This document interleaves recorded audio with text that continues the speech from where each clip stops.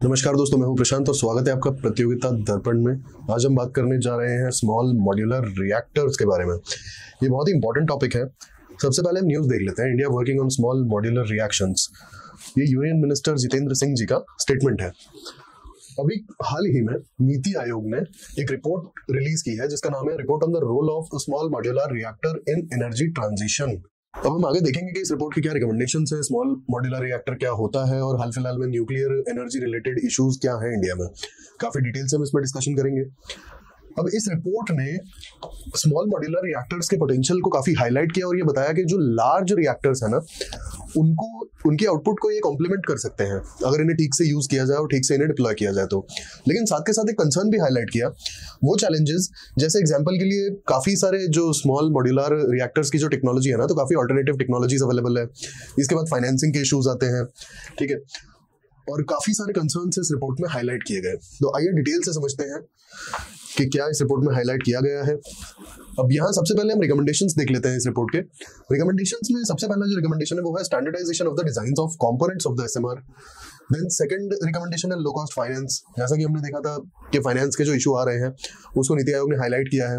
अब low cost finance के साथ साथ कुछ इनोवेटिव फाइनेंशियल तरीके भी रिकमेंड किए हैं नीति आयोग ने। एग्जाम्पल के लिए ग्रीन बॉन्ड्स हो गया, ठीक है। इसके बाद स्किल्ड पर्सन्स की जो रिक्वायरमेंट है वो बहुत ज्यादा है, तो स्किल्ड पर्सन की जो ट्रेनिंग है और जो इनकी वर्कफोर्स को तैयार करना, ये भी एक इसका रिकमेंडेशन है। अब आइए हम सबसे पहले न्यूक्लियर एनर्जी की बात कर लेते हैं। न्यूक्लियर एनर्जी होता क्या है? ये वो एनर्जी होता है जो तब जनरेट होता है जब न्यूक्लियर रिएक्शन होती है। और न्यूक्लियर रिएक्शन होती है दो टाइप की, nuclear fission as well as nuclear fusion. अब ये जो एनर्जी रिलीज होती है ना, इसे इलेक्ट्रिसिटी जनरेट करने के लिए या फिर हीट के तौर पर या फिर अदर फॉर्म्स के लिए यूटिलाइज किया जा सकता है।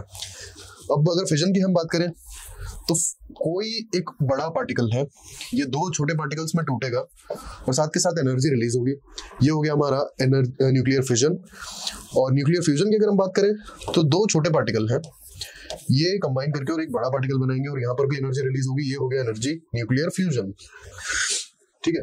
अब न्यूक्लियर फ्यूजन का जो कंसेप्ट है ना, जो हाइड्रोजन बॉम्ब या फिर जो हम कहते हैं एटॉमिक बॉम्ब, वहां पे काम आता है ये, ठीक है। बहुत ही ज्यादा स्पीड से और बहुत तेज और बहुत बहुत मैसिव एनर्जी रिलीज होती है। एंड जो हम न्यूक्लियर रिएक्टर्स जहां से हम इलेक्ट्रिसिटी प्रोड्यूस करते हैं उसमें बेसिकली फिजन होता है। तो ये हमने बात की न्यूक्लियर एनर्जी पे। अब हम बात कर लेते हैं न्यूक्लियर एनर्जी के बेनिफिट्स क्या क्या हैं। सबसे पहले तो जो एनर्जी ट्रांजिशन की जो बात हो रही है क्लाइमेट चेंज की वजह से, तो ये काफी हेल्पफुल होंगे। कैसे होंगे मैं बताऊंगा आगे आपको। अब इंटरनेशनल एटॉमिक एनर्जी एजेंसी के हिसाब से अप्रैल 2023 में टोटल 368 गीगावाट कैपेसिटी की जो इलेक्ट्रिसिटी जनरेट होती है वो न्यूक्लियर एनर्जी से जनरेट होती है या फिर न्यूक्लियर रिएक्टर से जनरेट होती है। और 2050 तक एस्टिमेटेड है कि ये 871 गीगावाट तक आउटपुट हो जाएगा, यानी कि 871 गीगावाट की जो इलेक्ट्रिसिटी है वो न्यूक्लियर रिएक्टर्स से जनरेट होगी। अब इसके बाद अगर हम बात करें share of nuclear power generation, तो अभी ग्लोबली अगर देखा जाए तो सिर्फ 10% के लगभग है। अब यहाँ पे एनर्जी ट्रांजिशन की बात जो मैं कह रहा था वो क्यों कह रहा था, एमिशंस को कट डाउन करने के लिए, और स्पेसिफिकली CO2 की हम यहाँ बात कर रहे हैं। CO2 के एमिशंस को कट डाउन करने के लिए ये बहुत ही ज्यादा इंपॉर्टेंट है कि न्यूक्लियर एनर्जी को यूटिलाइज किया जाए। अब यहाँ पे CO2 एमिशंस की अगर बात की जाए तो अभी हाल फिलहाल में एनुअली 1 गीगाटन CO2 एमिशंस को कट डाउन कर देता है सेम इलेक्ट्रिसिटी जनरेशन के लिए, जिसपे अगर न्यूक्लियर एनर्जी से सेम इलेक्ट्रिसिटी जनरेशन ना होता तो 1 गीगाटन CO2 एमिट होता। और एक एस्टिमेशन के हिसाब से पिछले 4 से 5 डिकेड में न्यूक्लियर एनर्जी जनरेशन की वजह से 70 गीगाटन की CO2 के एमिशन को रोका गया है। अब यहाँ पे बहुत एक इंटरेस्टिंग बात है, United Nations economic commission of Europe, इन्होंने इंडिस्पेंसेबल टूल कहा है न्यूक्लियर एनर्जी को। और किस चीज के लिए? कि बिना इसके तो सस्टेनेबल डेवलपमेंट गोल्स को अचीव नहीं किया जा सकता, ठीक है। अब हम बात कर लेते हैं न्यूक्लियर रिएक्टर के टाइप्स क्या होते हैं। सबसे पहले आता है प्रेशराइज्ड वाटर रिएक्टर। अब यहाँ पे वाटर को as a coolant and as a moderator use करते हैं। बॉइलिंग वाटर रिएक्टर, ये दोनों सेम है, थोड़ा बहुत डिजाइन में बस डिफरेंस है। देन आता है प्रेशराइज्ड हैवी वाटर रिएक्टर। यहाँ पे हैवी वाटर को एज अ मॉडरेटर यूज किया जाता है, जो कि होता है D2O। आपका नॉर्मल वाटर होता है दैट्स H2O, लेकिन क्योंकि हैवी वाटर है तो यहाँ पे D2O का यूज होता है। Fast breeder reactor, fast neutrons को यूज किया जाता है यहाँ पे, जिससे कि जो न्यूक्लियर रिएक्शन की जो चेन है ना वो बनी रहे, ठीक है। बहुत डिटेल में नहीं जा रहे हैं हम न्यूक्लियर रिएक्शंस के ऊपर, बस इतना ही है। And then lastly high temperature gas cooled reactor, यहाँ पे graphite as well as helium का यूज होता है। ठीक है, अब हम आगे बढ़ लेते हैं स्मॉल मॉड्यूलर रिएक्टर्स की तरफ। यही है हमारा आज का मेन टॉपिक। अब ये जो हमारा टॉपिक है SMR का, इसका इमर्जेंस होता है 1940s और 50s में इस रिएक्टर का, जब बहुत छोटे लेवल पे स्पेसिफिकली अगर बात की जाए तो मिलिट्री पर्पस के लिए SMR का यूज किया जाता था फॉर पावर जनरेशन। अब IAEA के हिसाब से देखा जाए तो SMRs are advanced nuclear reactor, जिनकी पावर कैपेसिटी जो जनरेशन कैपेसिटी होती है वो 30 मेगावाट के आसपास होती है। ठीक है, 30 से और 300 तक, इनफैक्ट बहुत ज्यादा बड़े नहीं होते हैं ये। अब इसके नाम को अगर हम ध्यान से देखें तो पहले तो ये है स्मॉल। अब स्मॉल तो अगर हम कन्वेंशनल जो न्यूक्लियर रिएक्टर्स है ना उनसे अगर कंपेयर करें तो SMR का जो साइज होता है वो इनके फ्रैक्शन के बराबर होता है। ठीक है, हाफ, 1/4, 1/10 कुछ इस तरीके से, बहुत ही छोटा होता है। देन मॉड्यूलर की अगर हम बात करें तो इनका जो कंपोनेंट्स है ना उसे फैक्ट्री में असेंबल करके और कहीं पर भी भेजा जा सकता है डायरेक्टली, जिससे उसे वहां पर लगाया जा सके। ठीक है, एंड रिएक्टर्स ऑब्वियस सी बात है कि न्यूक्लियर रिएक्शन यानी कि फ्यूजन से एनर्जी या फिर इलेक्ट्रिसिटी का जनरेशन कर रहा है, that's why it's reactor.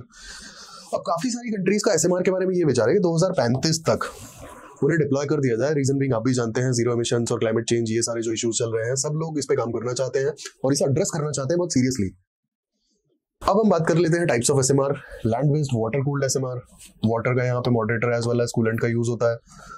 Marine based water cooled, अब यहाँ पे स्पेसिफिकली अगर मेरीन बेस्ड की बात की जाए ना तो मेरीन बेस्ड है समवॉट फ्लोटिंग। एग्जाम्पल के लिए आपका शिप हो गया, ठीक है, इसलिए ये मेरीन बेस्ड है, ऐसा नहीं है कि पानी के अंदर, पानी के ऊपर। Then high temperature gas cooled SMRs, अब यहाँ पे हीट बहुत ज्यादा हाई होती है, जो हीट रिलीज होती है वो बहुत ही ज्यादा हाई होती है, इसलिए होता क्या है ना कि इसकी जनरेशन एफिशिएंसी बहुत ज्यादा हो जाती है। लिक्विड मेटल कूल्ड, अब यहाँ पर भी होता है कि फास्ट न्यूट्रॉन्स को यूज किया जाता है। ठीक है, फिर नेक्स्ट आता है हमारा मोल्टन सॉल्ट। यहाँ पे फ्लोराइड या फिर क्लोराइड को मोल्टन फॉर्म में यूज किया जाता है, मतलब फ्लोराइड या फिर क्लोराइड के सॉल्ट्स को बेसिकली मोल्टन फॉर्म में यूज किया जाता है। लास्ट आता है माइक्रो रिएक्टर्स, ये बहुत ही ज्यादा छोटे होते हैं, बहुत कम कैपेसिटी के होते हैं, हार्डली 10 मेगावाट या उससे कम। अब हम आते हैं बेनिफिट्स ऑफ SMR। सबसे पहले साइज एंड पोर्टेबिलिटी, तो साइज की हम ऑलरेडी बात कर चुके हैं। ठीक है, साइज यहाँ पे काफी ज्यादा छोटा है as compare to the conventional reactors, size यहाँ पे बहुत ही ज्यादा कम है उससे। एज वेल एज पोर्टेबिलिटी, जैसा कि हमने देखा था कि कंपनी में इसको असेंबल करके किसी भी जहां पर भी ये बन रहा है, मैन्युफैक्चर हो रहा है, वहां इसको असेंबल करके और सीधे इसे ट्रांसपोर्ट किया जा सकता है कहीं पर भी फिटिंग के लिए, लगाने के लिए।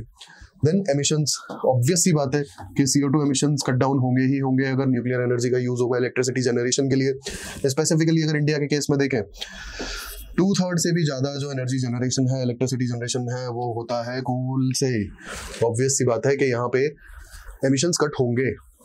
तीसरा आता है एनहांस्ड सेफ्टी फीचर्स। अब इसमें कुछ ऑपरेशनल फीचर्स इतने ज्यादा अच्छे हैं ना, मतलब कन्वेंशनल रिएक्टर से, कि वो इसकी सेफ्टी को और ज्यादा बढ़ा देते हैं। Then flexibility as well as grid resilience. अब फ्लेक्सिबिलिटी तो ऐसा है ना कि यार आप इसको कहीं पर भी लगा सकते हो क्योंकि इसकी साइज बहुत छोटी है, बहुत ज्यादा डिमांड्स नहीं है। ठीक है, demands as in for fuel and for coolant, ये सारी डिमांड्स जो है as compare to the conventional nuclear reactors की बहुत कम है, और ऑब्वियसली होंगे भी ना, साइज भी तो इसका छोटा है। Then lower capital cost and time. अब इसकी असेंबलेज जब हो जाती है ना तो ऑब्वियसली बात है क्योंकि इसका साइज कम है तो इसकी जो कैपिटल कॉस्ट है वो कम आएगी और टाइम भी कम लेता है। रीजन बीइंग जो कंस्ट्रक्शन का जो टाइम है ना, अब इसको कंस्ट्रक्ट तो करना नहीं पड़ता ना, कन्वेंशनल न्यूक्लियर पावर रिएक्टर की तरह इसको कंस्ट्रक्शन तो करना नहीं पड़ेगा कि 2, 4, 6 साल इसमें लगेगा बनाने में। इसको तुरंत असेंबल किया और तुरंत जाके इसका यूज स्टार्ट हो जाता है। तो यहाँ पे कंस्ट्रक्शन का जो टाइम है वो भी कम हो जाएगा, कंस्ट्रक्शन की कॉस्ट भी कट डाउन हो जाएंगी।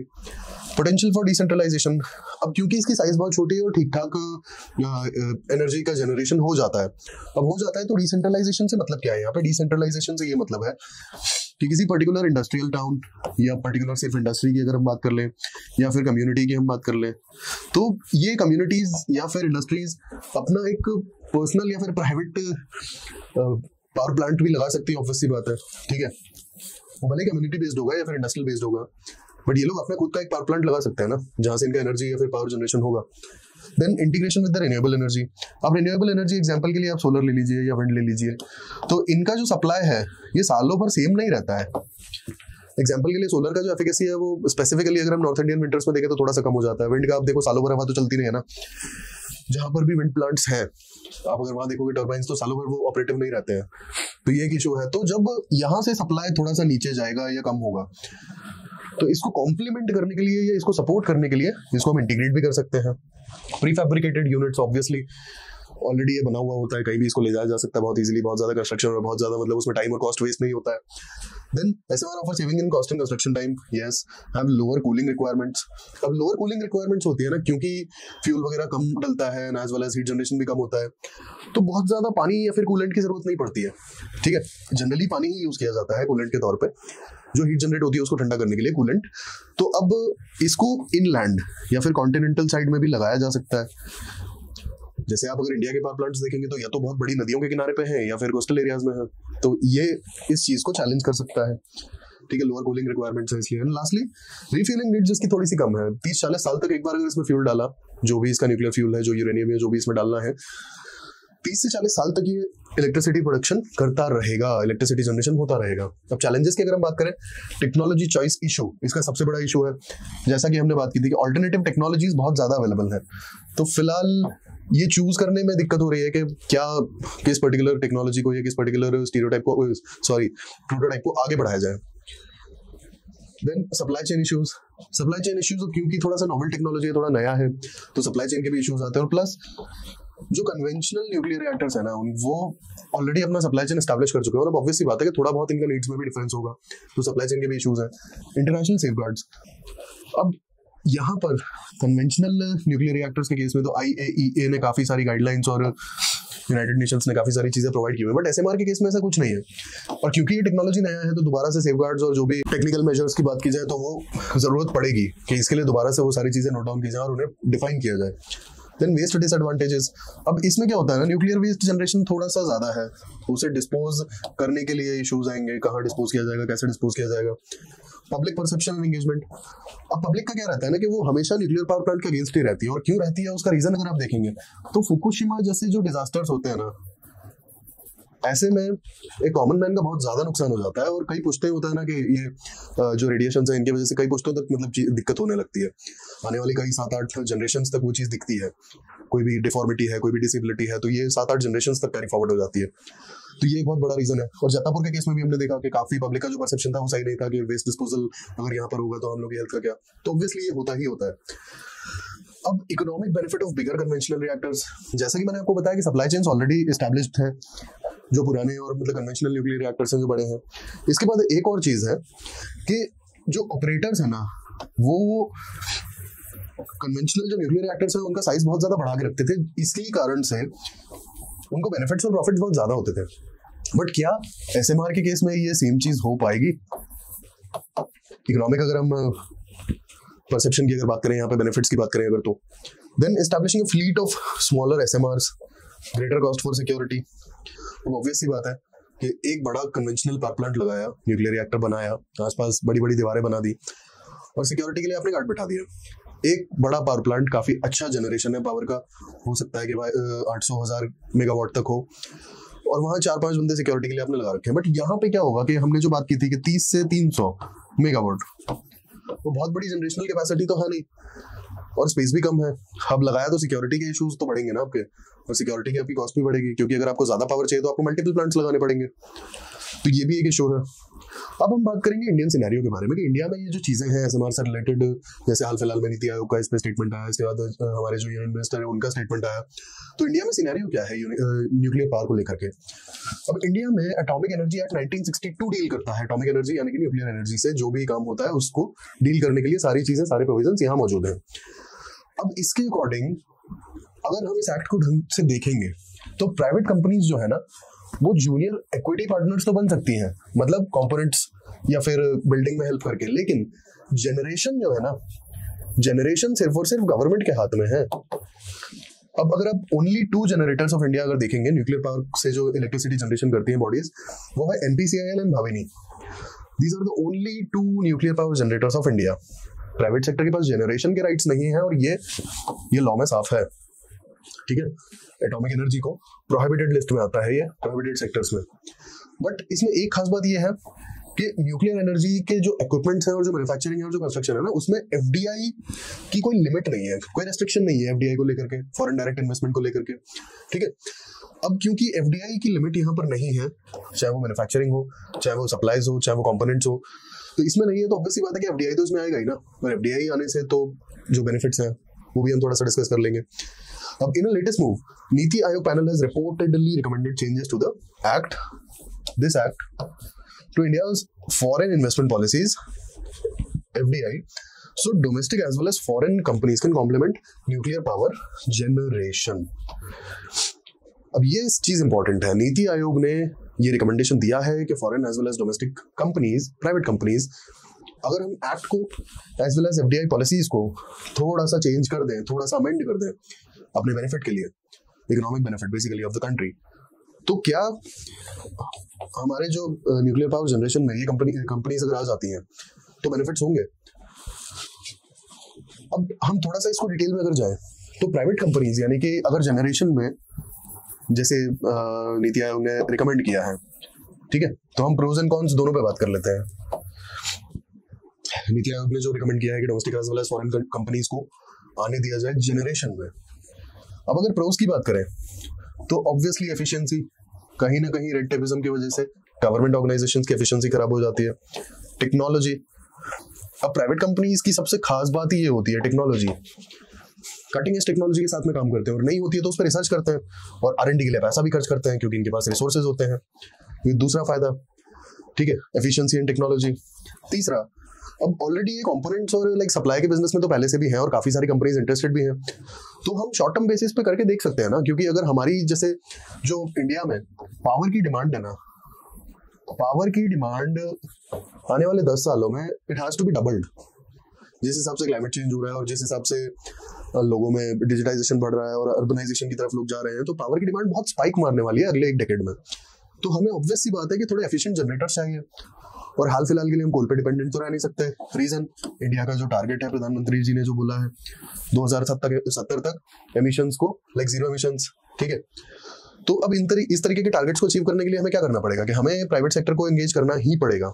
तो हम शॉर्ट टर्म के लिए एक ट्रायल बेसिस पे ये करके देख सकते हैं ना, क्योंकि हमें इस समय पावर जनरेशन पे फोकस करना है और ज्यादा से ज्यादा पावर चाहिए, क्योंकि हमारी जो सिटीजन्स हैं, इंडियन सिटीजन्स, उनकी भी नीड्स बढ़ रही हैं। अर्बनाइजेशन जिस तेजी से हो रहा है और जिस तेजी से डिजिटाइजेशन हो रहा है और जिस हिसाब से क्लाइमेट चेंज हो रहा है, तो पावर की डिमांड आगे बहुत तेजी से बढ़ेगी। तो वो जो डिमांड है, डिमांड को पूरा करने के लिए प्राइवेट सेक्टर अगर साथ में आ जाता है तो चांसेस है कि उसे फुलफिल किया जा सकेगा। अब कॉन्स की अगर बात करें तो वेस्ट डिस्पोजल की जब बात आती है ना, तो गवर्नमेंट बॉडीज इससे बहुत सिंसियरली डील करती हैं, बट प्राइवेट बॉडीज क्या इतना सिंसियरली डील कर पाएंगी? दूसरी बात, टेक्नोलॉजी, एग्जाम्पल के लिए नॉन प्रोलिफरेशन की अगर हम बात करें तो प्राइवेट सेक्टर के हाथ में अगर न्यूक्लियर टेक्नोलॉजी लग जाती है तो क्या ये पीसफुल यूज तक ही रहेगी? अब यहाँ पे एक काम हो सकता है कि हम टेक्नोलॉजी डेवलपमेंट पे काम करें, अगर वे फॉरवर्ड में हम बात करें तो, ठीक है, टेक्नोलॉजी डेवलपमेंट पे काम करें। और टेक्नोलॉजी डेवलपमेंट पे हम ये भी कर सकते हैं कि जो हमारी ऑलरेडी डेवलप कंट्रीज हैं जिनके पास में न्यूक्लियर पावर है, एग्जाम्पल के लिए आपका US हो गया, फ्रांस हो गया, तो हम इनके साथ में काम करें और टेक्नोलॉजी ट्रांसफर पे भी काम करें, और इनकी जो कंपनीज हैं स्पेसिफिकली US और फ्रांस की, उन्हें अलाउ कर दें। एक ये वे फॉरवर्ड हो सकता है। इसके बाद स्टैंडर्डाइजेशन, जो भी कंपोनेंट्स हैं उन्हें स्टैंडर्डाइज कर दिया जाए, ये नीति आयोग का भी रिकमेंडेशन था। देन स्किल्ड वर्कफोर्स, अब स्किल्ड वर्कफोर्स के लिए हमें ट्रेनिंग प्रोग्राम्स की बहुत ज्यादा जरूरत है, ठीक है। इसके बाद स्किल डेवलपमेंट जो गवर्नमेंट चलाती है अपने लेवल पे, उसे थोड़ा सा एग्रेसिव तरीके से चलाना पड़ेगा, और जो रीच होनी चाहिए वो बहुत ही ज्यादा हाई होनी चाहिए। Then lastly stakeholder engagement, जैसा कि हमने इश्यूज में बात की थी, पब्लिक सेंटिमेंट जो होता है ना, ये हमेशा अगेंस्ट में होता है। जनरली ये देखा गया है न्यूक्लियर पावर प्लांट के नॉर्मली अगेंस्ट में ही होता है। जातापुर के केस में आप देख सकते हैं, महाराष्ट्र, तो यहाँ पर भी प्रोटेस्ट वगैरह काफी हुए थे। तो हमें सारे स्टेक होल्डर्स को, चाहे वो कम्युनिटी हो, चाहे वो पब्लिक हो, सारे स्टेक होल्डर्स को साथ लेकर के कंसेंसस निकालना होगा। कंसेंचुअली इन चीजों को हमें प्रोज एंड कॉन्स बताने होंगे, उनकी बात भी सुननी होगी और उन्हें एंगेज करना होगा, और एक कंसेंचुअली किसी डिसीजन पे पहुंच करके जो सेंसिटिव डिसीजन हैं, स्पेशली अगर बात की जाए न्यूक्लियर पावर प्लांट के एस्टैब्लिशमेंट को लेकर के, तो कंसेंसस के साथ में ऐसे डिसीजंस लेने होंगे। तो ये हमने बात की SMR पे और इंडिया में जो भी न्यूक्लियर एनर्जी रिलेटेड लॉज हैं उन पे। ऐसे ही इन्फॉर्मेटिव वीडियोस के लिए हमारे साथ जुड़े रहिए। Thanks for watching.